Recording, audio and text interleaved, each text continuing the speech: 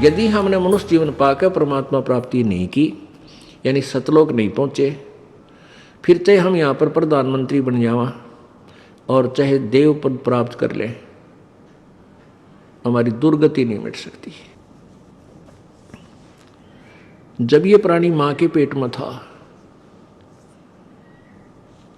मां के गर्भ में जब प्राणी होता है, इसको पता होता है जीव को, मानव शरीरधारी प्राणी को मां के गर्भ में होता है, तो इसको पता होता है कि अब तेरी आगे चल के क्या दुर्गति होगी, तेरा क्या बुरा हाल होगा। और ये दुर्गति किस कारण से हुई कि मैंने भक्ति भगवान की नहीं किसी मनुष्य जीवन में। तो अब वो बार बार कहता है परमात्मा मैं आपकी भक्ति करूंगा, एक बार इस नरक से मुझे बाहर कर दे भगवान, मैं तुझे कभी नहीं भूलूंगा। अब मुझे सब पता चल गया मैं ऐसे क्यों दुखी हुआ। और फिर जब ये बच्चा बाहर आ जाता है, बाहर आते ही ये 3 इंजेक्शन लगा दिए जाते हैं काल द्वारा। रजगुण ब्रह्मा, सतगुण विष्णु, तमगुण शिव जी, इन तीनों अपने पुत्रों को एक एक गुण से युक्त कर रखा है। और इनके अंदर से निकल रहा प्रभाव ऑटोमेटिकली प्रत्येक प्राणी पर प्रभावित कर रहा है, सब पे इफेक्टिव है। अब जैसे ब्रह्मा विष्णु महेश कहीं भी रहें, उनसे निकल रहा गुण प्रत्येक प्राणी को जो है ना प्रभावित कर रहा है। अब जैसे ब्रह्मा विष्णु महेश अपने लोकों में रहते हैं, इनके अलग अलग राजधानियां हैं। ब्रह्मा लोक अलग है, विष्णु जी का लोक अलग है, शिव जी का लोक अलग है। स्थान, लोक माने स्थान, देश। अब जैसे एक मकान में रसोई होती है, किचन, भोजनालय, और उसमें मिर्चों का छोंक लगता है, मिर्च डाल दी छोंक में, तो वो वहां से उसका जो प्रभाव है छोंक का, उस मिर्चों का प्रभाव ने जाकर उस मकान के अन्य कक्षों में बैठे हुए व्यक्तियों को भी प्रभावित किया, उनको छींकें आने लगी।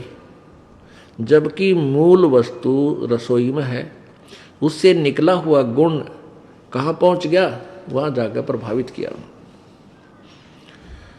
ऐसे ही ब्रह्मा विष्णु महेश अपने मूल स्थान, अपने राजधानियों में रहते हैं, और उनसे निकल रहे ये गुण आप जी को, तीनों लोकों के प्राणियों को, जैसे पाताल लोक, पृथ्वी लोक और स्वर्ग लोक के प्राणियों को प्रभावित कर रहे हैं। तो जो ही ये बालक मां के पेट से बाहर आता है, इसको इन तीनों गुणों के ऑटोमेटिक इंजेक्शन लग जाते हैं, ये अचेत हो जाता है, इसको कुछ याद नहीं रहता।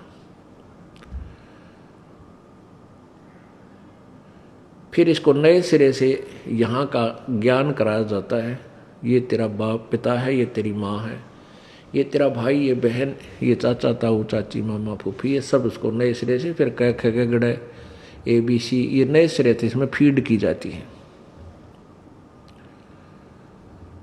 और फिर ये कहता है जब ये शरीर छोड़कर जाता है तो परमात्मा के दरबार में जब इससे अकाउंट लिया जाता है, तो ये क्या कहता है, भगवान मेरे को पता नहीं लगा, मुझे ज्ञान नहीं हुआ कि मुझे क्या करना चाहिए था, भक्ति करनी चाहिए थी या नहीं थी। तो परमात्मा उलाहने में नहीं रहते, परमात्मा ये भी कसर नहीं छोड़ते। प्रत्येक गांव में, प्रत्येक नगर में, पूरी पृथ्वी पर कोई भी प्राणी ऐसा नहीं जो इस बात से अपरिचित हो भगवान की भक्ति करनी चाहिए, परमात्मा ने याद करो। यानी किसी ना किसी के मुख से उसने अवश्य कहा है भगवान की भक्ति करनी चाहिए, परमात्मा ने याद करवाई। कोई गलती करता है, पाप कर रहा है, भाई भगवान से डर, मालिक ने याद करे। यानी इस तरह की प्रेरणा प्रत्येक प्राणी तक मालिक ने पहुंचा रखी होती है। फिर दूसरा ये होता है, जैसे आप जी गए हुए हो, आप प्रत्येक भाई को, बहन को, मित्र को, सहेली को, कोई रिलेटिव है, संबंधी, उनसे अवश्य ये चर्चा करते हो कि भगवान की भक्ति करो, और भक्ति का मार्ग ये है, वो भक्ति का साधना ठीक नहीं है। तो भले ही वो नहीं मान रहे हैं तो उनका दुर्भाग्य है। जब वो सच्चे दरबार में जाकर खड़े होंगे, उनका कोई पुण्य उनके साथ होगा नहीं, क्योंकि भक्ति शास्त्र विरुद्ध है। गीता जी अध्याय नंबर 16 के श्लोक नंबर 23 में कहा कि अर्जुन, शास्त्र विधि को त्याग कर जो मनमाना आचरण करते हैं, मनमाने आचरण का अर्थ है जो अपनी मर्जी से लोक वेद के आधार पर, सुनी सुनाई कथाओं के आधार पर, ज्ञान के आधार से पूजाएं करते हैं, वो मनमाना आचरण कहलाता है, जो वेदों और गीता में वर्णित नहीं है। जो शास्त्र विधि को त्याग कर मनमाना आचरण करते हैं, उनकी ना तो कोई सिद्धि होती है, ना उनकी गति होती है, ना कोई सुख होता है, यूजलेस। तो जो साधना आप कर रहे थे वो तो उनके पास साथ भक्ति धन हुआ नहीं, और पापों की गठड़ी बंध गई पूरी। पाप बहुत इकट्ठे कर लिए, क्योंकि पाप तो जन्म में बिना गिनती के होते हैं, और पुण्य करने के लिए विशेष व्यवस्था करनी पड़ती है, गुरु बनाना पड़े। फिर जैसे गुरु जी बताओ वैसे साधना, पूर्ण गुरु, नकली गुरुओं से पूजा नहीं, ना उनकी कोई द्वारा बताएगी साधना से लाभ होने वाला। तो ऐसे पूरा गुरु मिले, फिर आप सच्ची लगन से सच्चे तरीके से लगे, तब पुण्य बने। तो पुण्य तक कोई उनका बना नहीं, पाप की गठड़ी बंद गई। फिर वहां जा खड़ा हुआ धर्मराज के दरबार में। अब वहां ये एक बहाना बनाता है कि भगवान मुझे किसी ने बताया कोई नहीं, भक्ति कर ले। तब इसका फिल्म चलाता है परमात्मा, ये सब आप जो भी बातें जिसके साथ कर रहे हो, वैसे कोई गुप्त का गलती कर रहा है तो वो भी फिल्म बनकर भगवान के दरबार में पहुंच जाती है, और एक आपके अंतःकरण में, आपके कंप्यूटर में ऑटोमेटिकली फीड हो जाती है।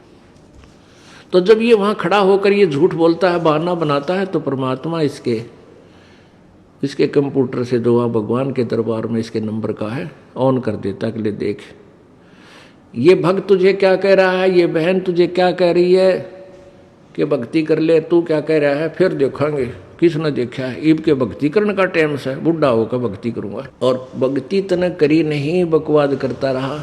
फिर ये कैसे कह रहा है कि मेरे को किसी ने बताया नहीं, फिर ये यूं कर ले है नीची गर्दन। भगवान गलती बन गई बन गदा। अब गलती की सजा दूं मैं, मेरे पास और कोई विकल्प नहीं, जिसी तू करेगा वैसा फल दे दूंगा। तेरा पुण्य होता तो स्वर्ग भेज दूं, हो देवता बना दूं, पुण्य नहीं है तो बन गदा। फिर ये कहता माफ करो भगवान, माफ करो परमात्मा। फिर धर्मराज कहता जब तुझे मनुष्य शरीर कभी प्राप्त हो तब तू भक्ति करना भाई, अब कुछ नहीं बना, जाइए। तो जब ये माँ के गर्भ में वहां से जब ये मानव शरीर प्राप्त करके चलता है, वहां के जो देव पुरुष हैं वो भी कहते हैं इस आत्मा को कि भाई तेरा दाव लग गया, और ये मनुष्य शरीर बार बार नहीं मिलता, पूरे संत की तलाश करिए। देवता भी पछता रहे हैं कि हमने तो गलती कर दी, हमें भी संत पूरा नहीं मिला, हमारी भी जन्म मृत्यु होगी, और कभी मनुष्य शरीर मिलेगा तो पूरे संत ने ढूंढाएंगे भाई। इन अधूरे संतों के आधार पर हमने भक्ति कर ली, हम पार नहीं हो पाए, हम फिर जन्म मृत्यु में। तो आने वाले मानव शरीर प्राप्त करने वाले को प्रत्येक ने एक सलाह देते हैं कि तेरा दाव लग गया भाई, भक्ति करिए, बकवाद मत करना। तो वहां तो ये बिल्कुल पक्का होका हुआ है, माँ के गर्भ तक इसको याद रहता है। बाहर आते ही फिर ये 3 गुणों के प्रभाव से ये भूल जाता है।